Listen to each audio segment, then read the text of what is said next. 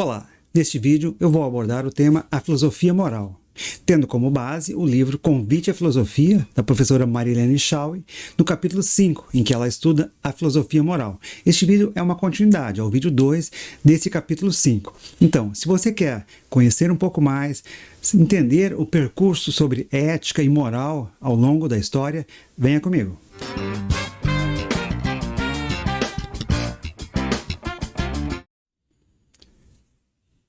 Olá, bem-vindo.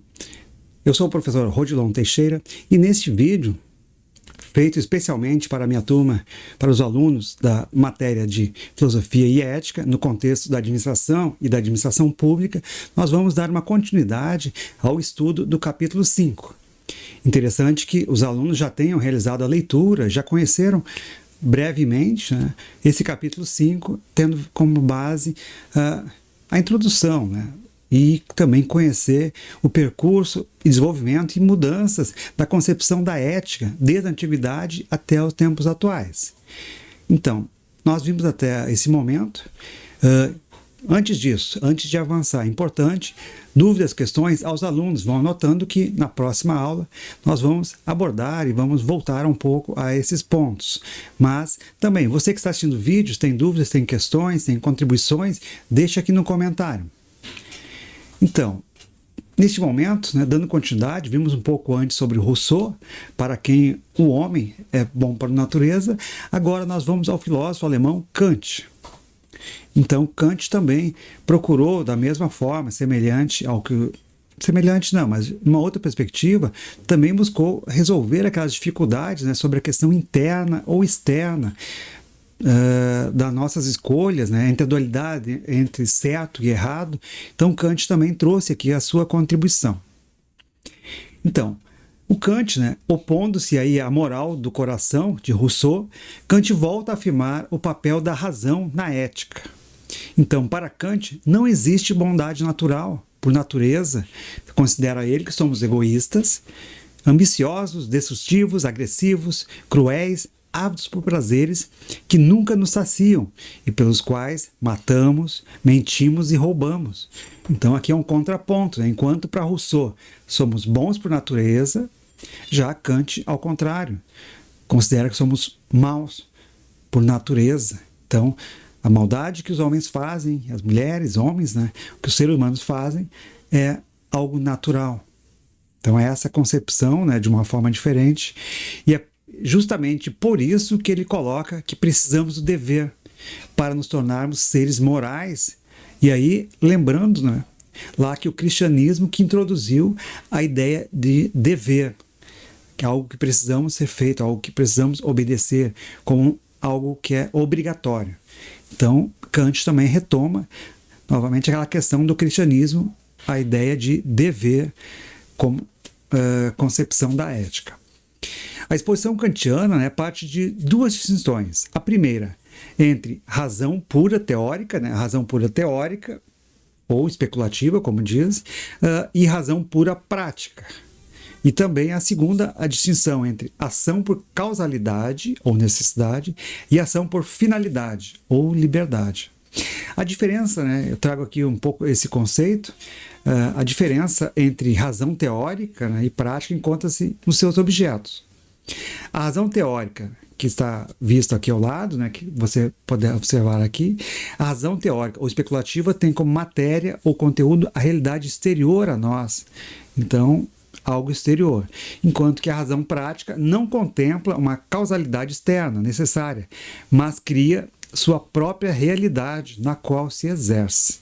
Ok? Avançamos um pouco. Então, para Kant, a razão prática é a liberdade na criação de normas e fins éticos, podendo impor-se a si mesma. Essa imposição é o dever, expressão da lei moral em nós, e a manifestação mais alta da humanidade.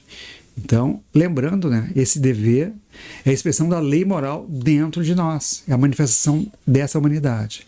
Obedecer ao dever é obedecer a si mesmo. Ou seja, esse dever não é um dever externo, é um dever que eu internamente acredito e tenho uma concepção de certo e errado. Então, essa obediência segundo Kant, na perspectiva que ele apresenta, é obedecer a si mesmo. Esse dever tem que estar dentro de mim, né? E aqui, então, o conceito que ele traz aqui: obedecer ao dever é obedecer a si mesmo, pois damos a nós mesmos os valores, fins e leis da ação moral, tornando-nos autônomos.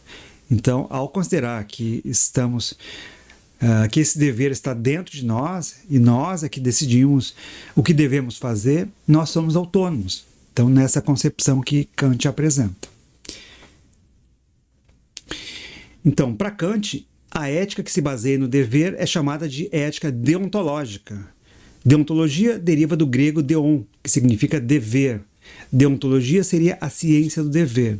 E aqui, para muitos profissionais, né, já devem ter agora, ao falar em ética deontológica, os próprios códigos de ética. Né? Então, no serviço público, existe o código de ética lá, que são baseados, em gerais, os códigos de éticas profissionais, do administrador, do psicólogo, são códigos de éticas deontológicos, porque ele vem dessa perspectiva de Kant, né?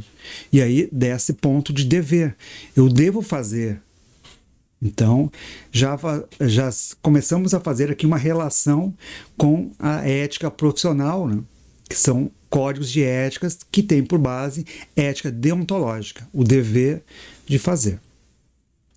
Resta, porém, uma questão, né? Que inicialmente, reflexão proposta no final do capítulo 4 por a Marilene, né? Se somos racionais e livres, por que valores, fins e leis morais não são espontâneos em nós, mas precisam assumir a forma de dever? E aí Kant busca a resposta. Porque não somos seres morais apenas, também somos seres naturais, submetidos à causalidade necessária da natureza. Então, nosso corpo e nossa psique são feitos de apetites, impulsos, desejos e paixões. Nossos sentimentos, nossas emoções e nossos comportamentos são a parte da natureza, em nós, exercendo domínio sobre nós, submetendo-se à causalidade natural e inexorável. Outra questão que, ao final do capítulo 4, né, do livro da Xiaoyi, é uma pergunta que fizemos no capítulo anterior, então, sobre o perigo da educação ética ser violenta contra a nossa natureza espontânea passional. Somos passivos aqui, né? Então, segundo Kant, a educação ética não é uma violência contra a nossa natureza passional, mas sim a compreensão da nossa destinação racional e a distinção entre liberdade e a satisfação irracional de nosso desejo. Então aqui é a contraposição, né, do nosso desejo racional, segundo Kant, a nossa natureza é má. Então aqui entra a questão passional, né? Então é um ponto importante que Kant inicia. O dever revela a nossa verdadeira natureza. Então, segundo, a nossa natureza é revelada através desse dever.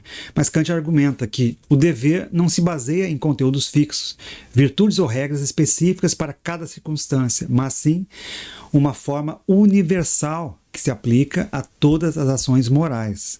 Então, aqui ele universaliza então, a questão do dever moral. O imperativo categórico exprime-se de uma forma geral.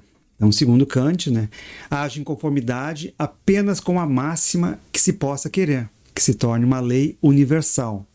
O ato moral é aquele que se realiza como acordo entre a vontade e as leis universais, que ela dá a si mesma.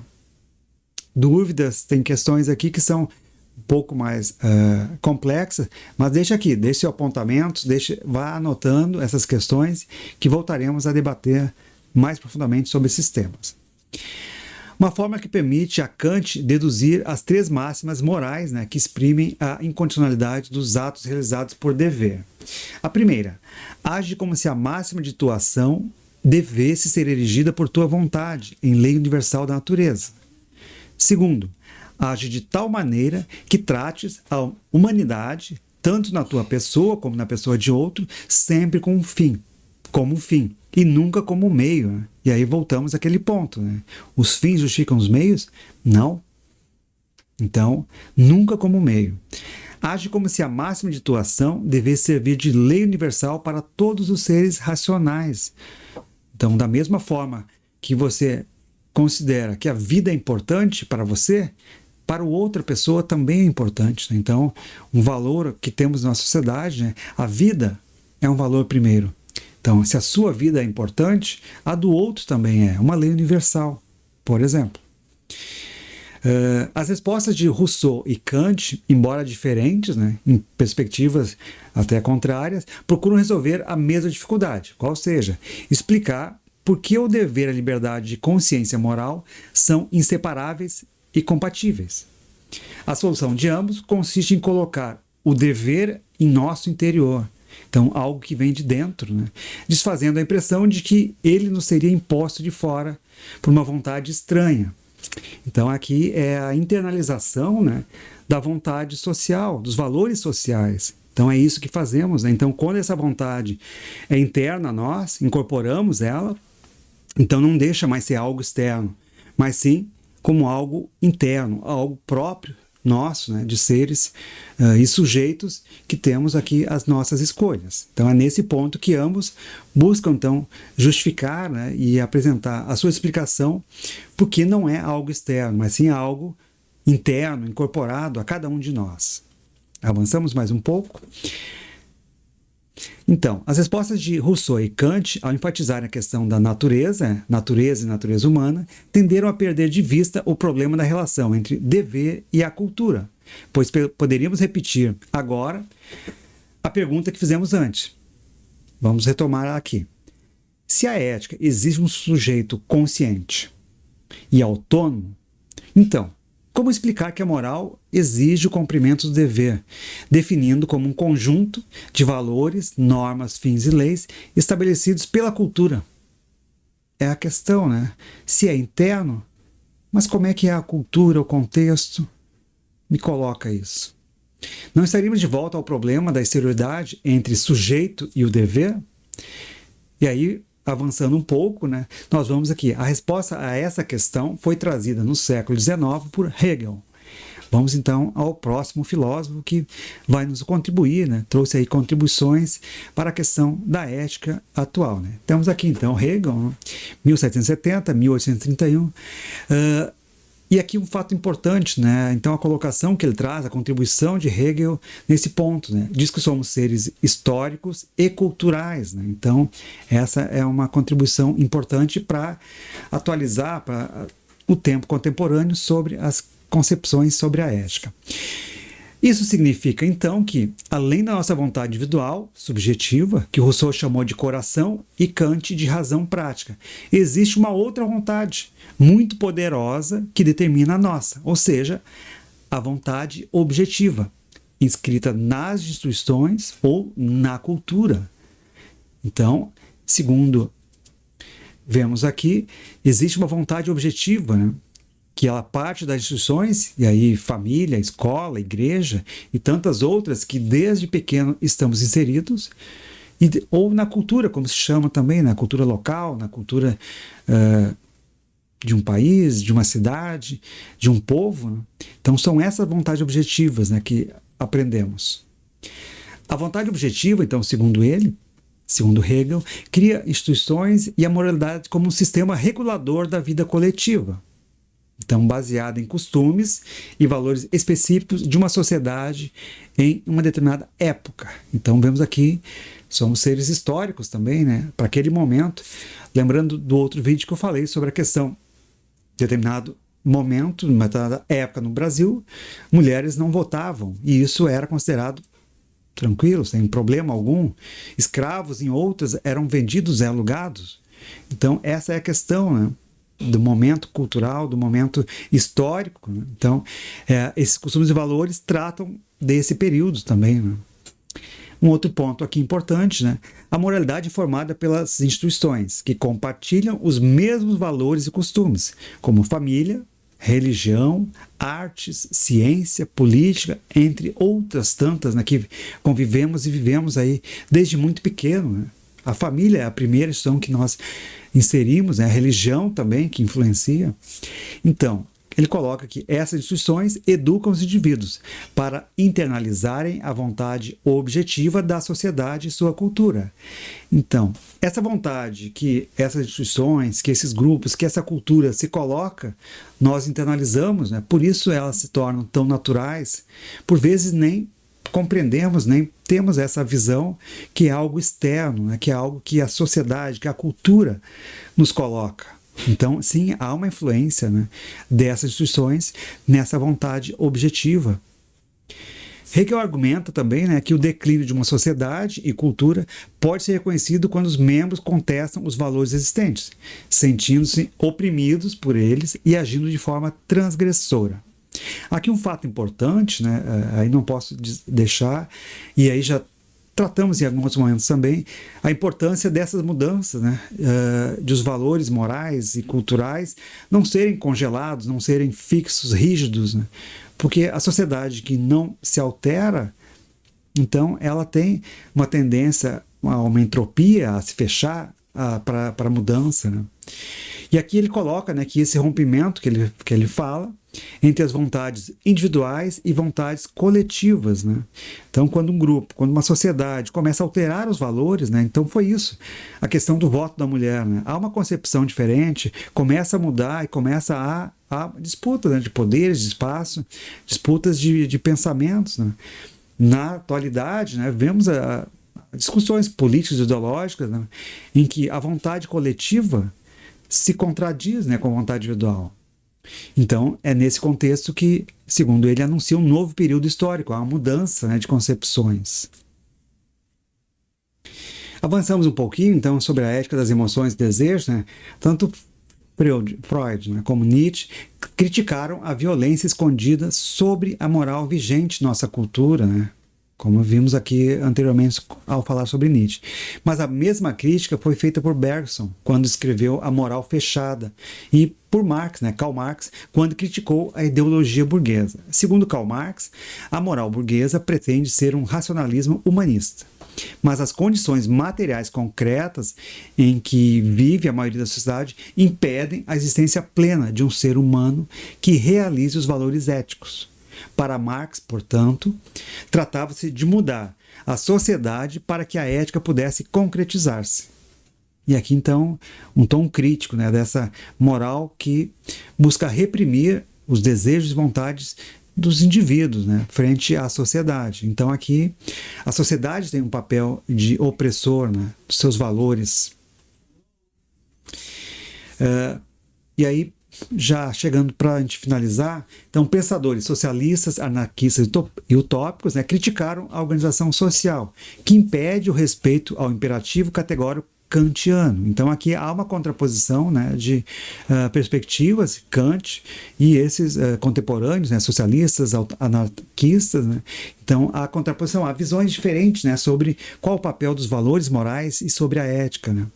Eles argumentaram então que o problema não está na razão como poder dos fracos contra os fortes, mas sim na forma como a sociedade está estruturada, colocando uma parte como instrumento e outra como meio para outra. Então, aqui a questão das classes e dos papéis dentro da sociedade, né?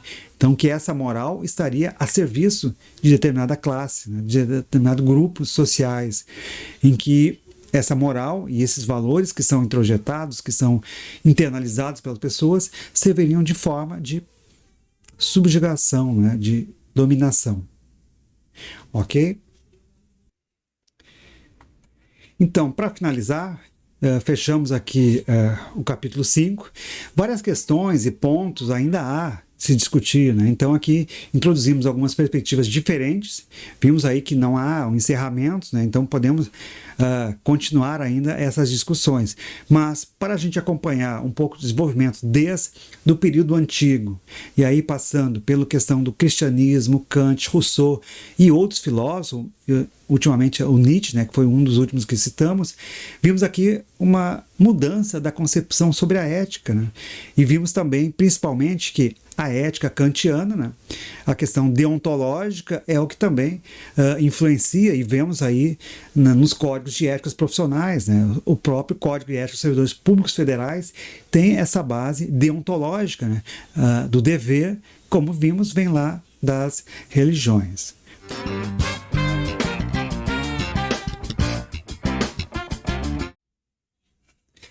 Ok, finalizamos por aqui. Até o próximo. Tchau, tchau.